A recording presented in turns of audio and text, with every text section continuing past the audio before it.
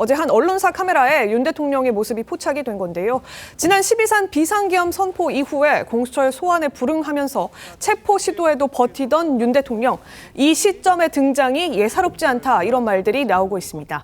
영상으로 만나보겠습니다. 가결되었음을 선포합니다. 대통령의 헌법적 결단이자 통치 행위가 어떻게 내란이 될 수 있습니까?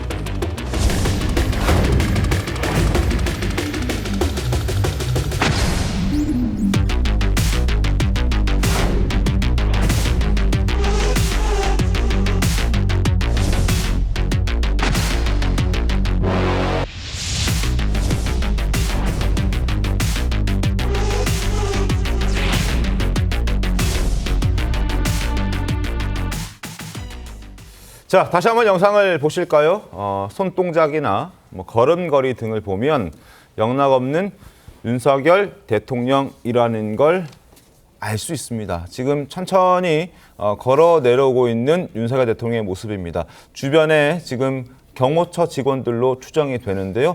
주변 직원들에게 이러저러한 설명을 하면서 손도 들었다가 내렸다가 그리고 고개도 좌우로 돌렸다가 이렇게 하면서 지금 아마 관저대에 지금 버스가 세워져 있고 철조망이 설치되어 있다는 그런 부분들을 둘러보면서 지금 이런저런 얘기를 하는 것 같습니다. 아마 곧 공수처가 공조본이 지금 체포영장을 2차 집행하기 위해서 대통령의 관저로 아마 들이닥칠 것으로 예상이 되고 있는 그런 상황인데요.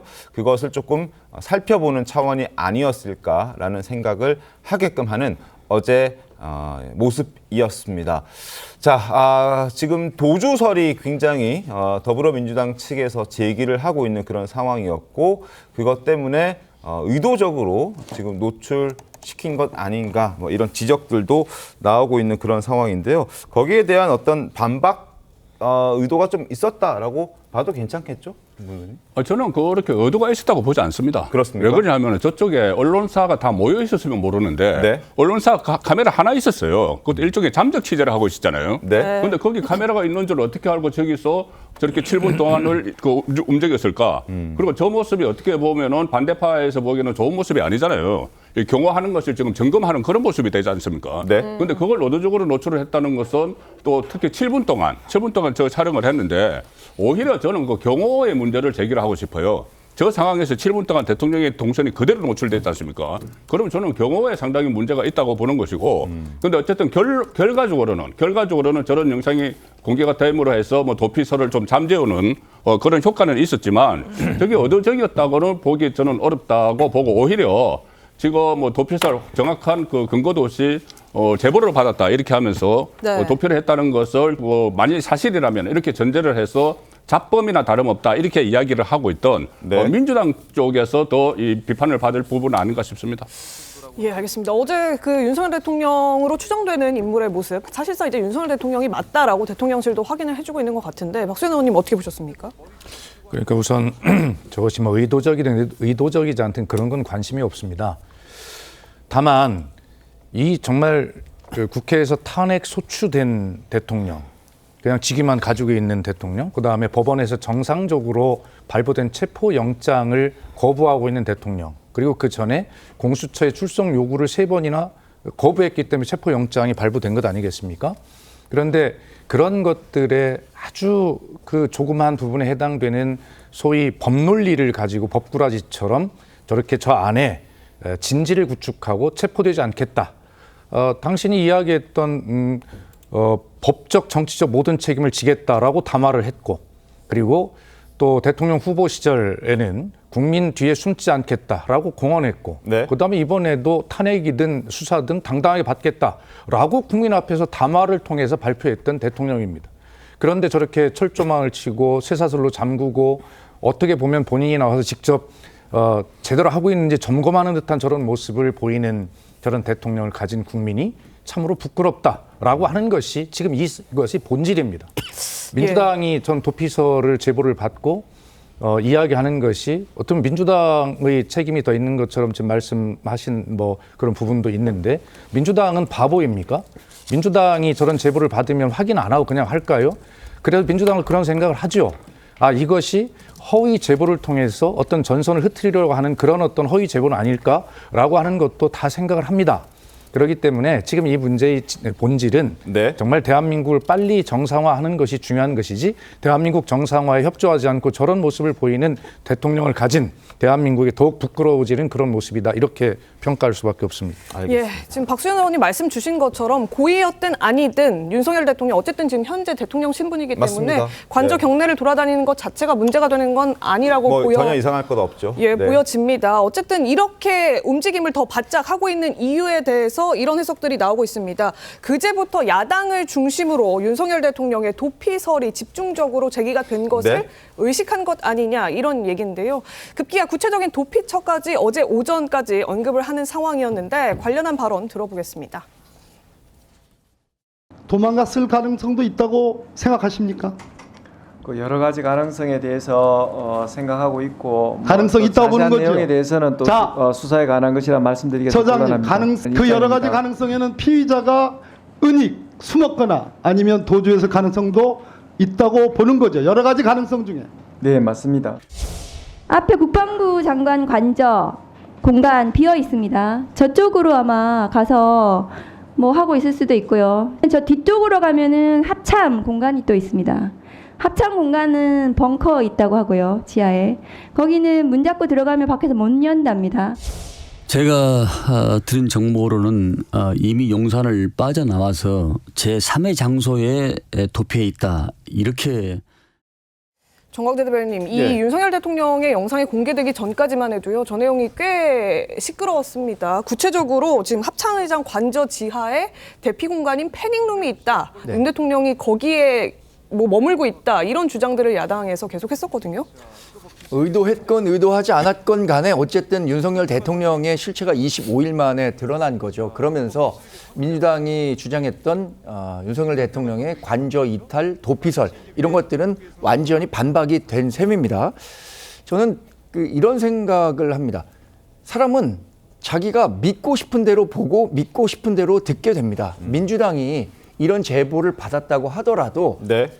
이런 방향성을 가졌다. 예를 들어서 윤석열 대통령이 지금 관저에서 분명히 이탈했을 가능성이 크다라고 한다면 제보의 신빙성이 얼마나 있었을 것인가에 대해서 그것을 반박하는 내용증은 제거하고 그것을 강화하는 쪽만 듣고 이것을 이제 지지자들에게 확대 재생산했다고 생각이 드는데 국회의원은 대단한 스피커입니다. 그 정치적 책임이 크고 그렇기 때문에 발언 하나하나에 더 신중해야 한다고 생각하는데 네.